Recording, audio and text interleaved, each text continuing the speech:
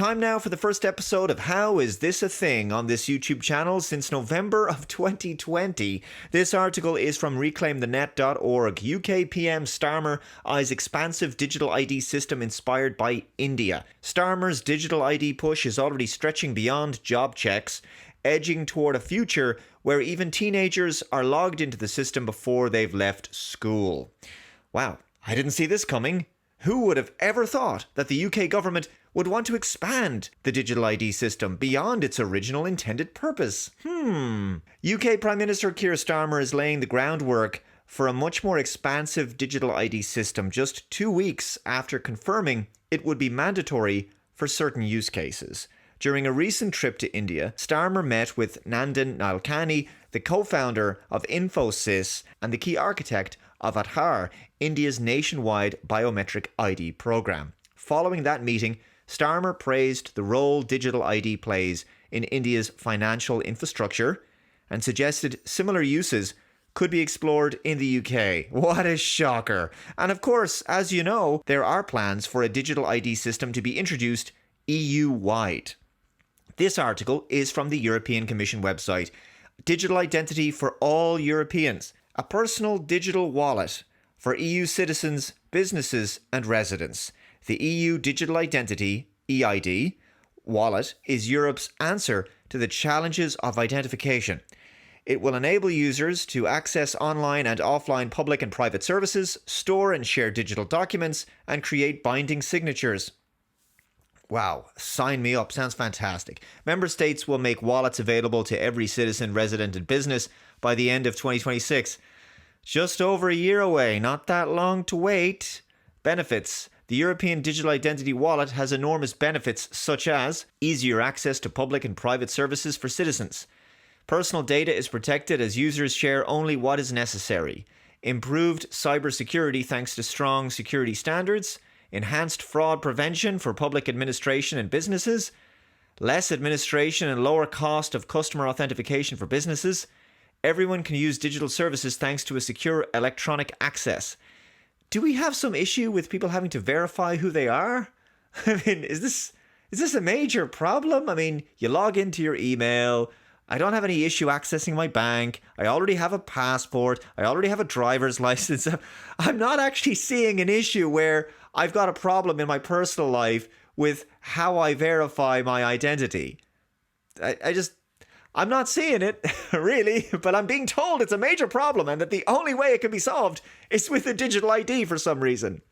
Well, color me skeptical, but the digital ID system sounds like a system that centralizes a person's data and access to services.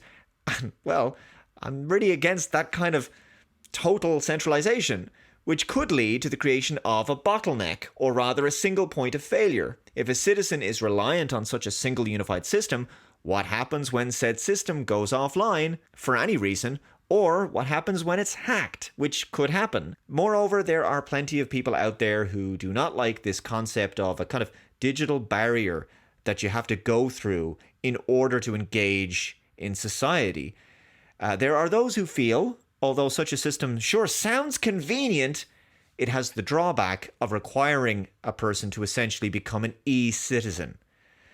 But I find this part on the practical uses actually quite funny.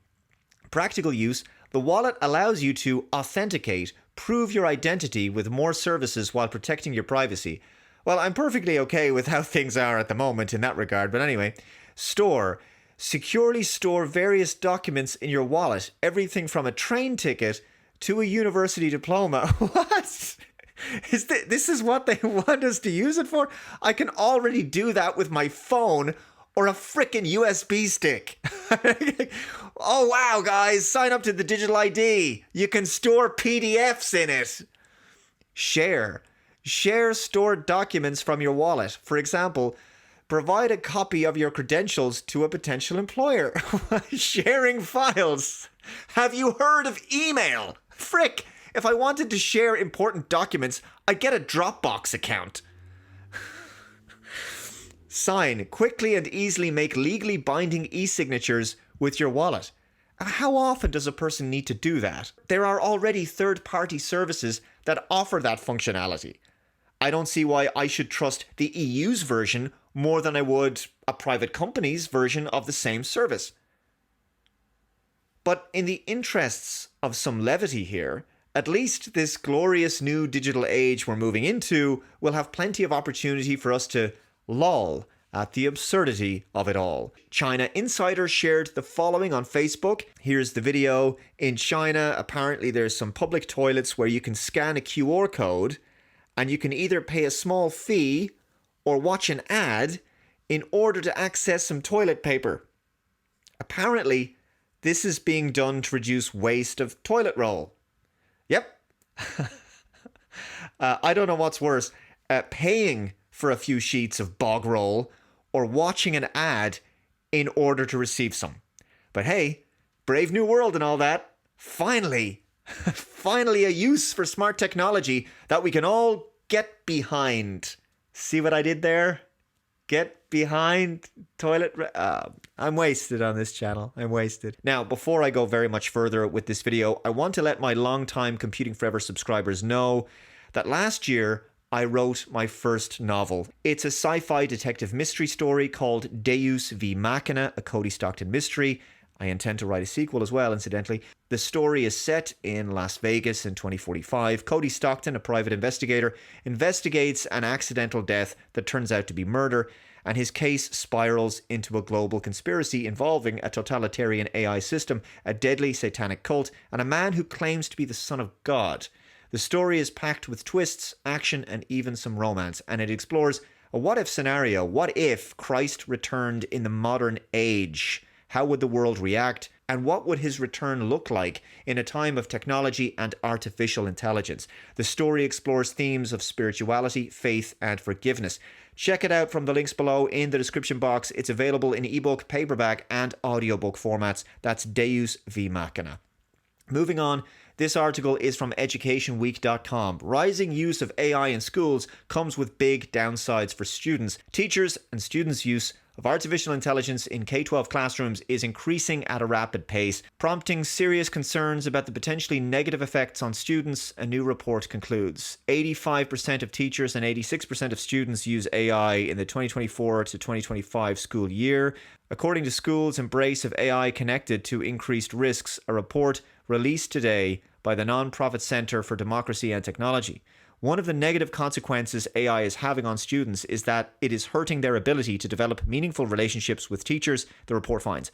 Half of the students agree that using AI in class makes them feel less connected to their teachers. A decrease in peer-to-peer connections as a result of AI use is also a concern for teachers, 47%, and parents, 50%, according to the report. Other big concerns also showed up in the results. 70% of teachers worry that AI weakens critical thinking and research skills, according to the report. I'll include the full article links below for you to check out. Definitely, I think that we learn best when we're learning from other people, and only human beings can be people. Absolutely, critical thinking and areas such as research are going to take a hit when AI is becoming so normalized and commonplace, and I think that invites a larger discussion. My concerns about AI go way beyond education settings, but just usage in general, including by adults.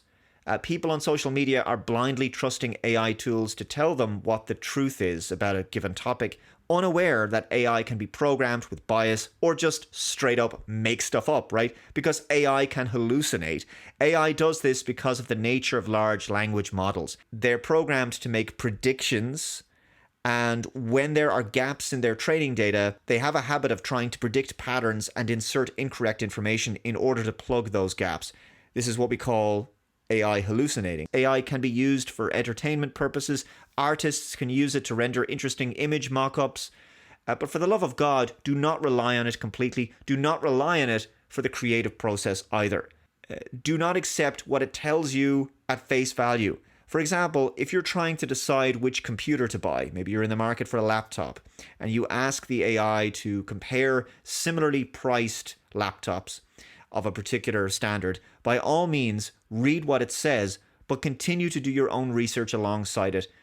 It can get stuff wrong, so try to independently verify what it's telling you. I think AI is just leading people down a path of intellectual laziness, where people are outsourcing critical thinking skills and knowledge to something that they've decided to place as a significant authority in their lives. As for education, if I was a teacher and I was asking a student what they thought about a particular topic or a particular idea, and they replied with, well, ChatGPT says this or Grok says that, I'd be very depressed. I want to know what the student thinks.